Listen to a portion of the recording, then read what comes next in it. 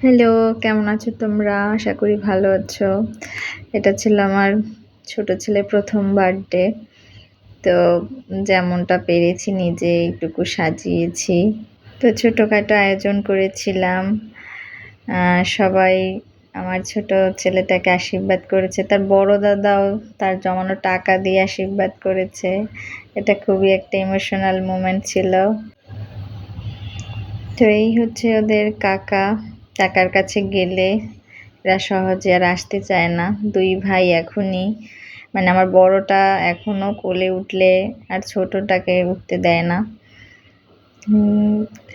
তো সবাই আমরা ভালোই আনন্দ করেছি। আমার বাবা আসছিল।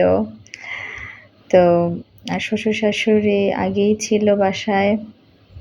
তো ছোটখাটো আয়োজনে দিনটা ভালোই কেটেছে। তোমরা আমার ছোট ছেলে, বড় ছেলের জন্য আশীর্বাদ করো। ভালো থাকো। টাটা।